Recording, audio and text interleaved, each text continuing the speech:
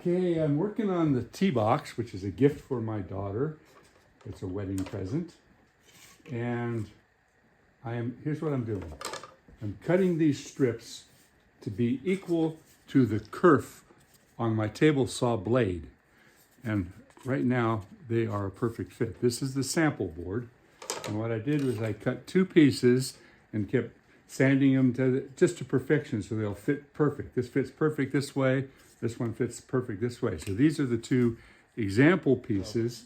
What I'm doing is I'm cutting these a hair thick. And when they're thicker, they don't quite fit. But I got to sand them down because there's marks on here.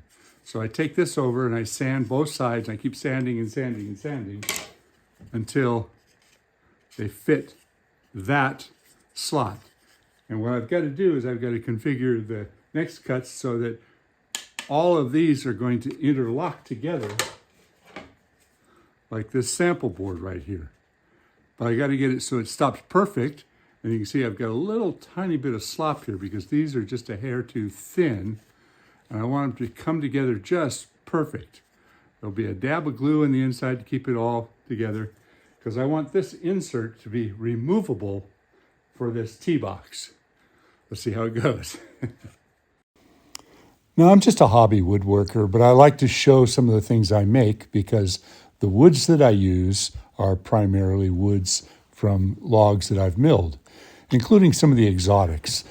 I had an opportunity to do some exotic milling of true Cambodian rosewood, which is what I use for the lid of this box.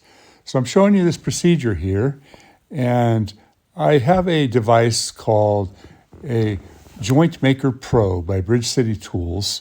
It was an expensive toy, but it has some really good uses. In this case, I can scribe a line to perfection, and because the blade is so thin, I can put it right to the line and get really, really accurate, very smooth, perfect 90-degree cuts so that these pieces will fit inside the box. Now, the wood I'm using here for these insert pieces, the dividers, is English walnut with some figure, highly figured. The outside of the box is made of a highly figured maple. The bottom is made out of camphor wood, and the sides that are inside are made out of black walnut.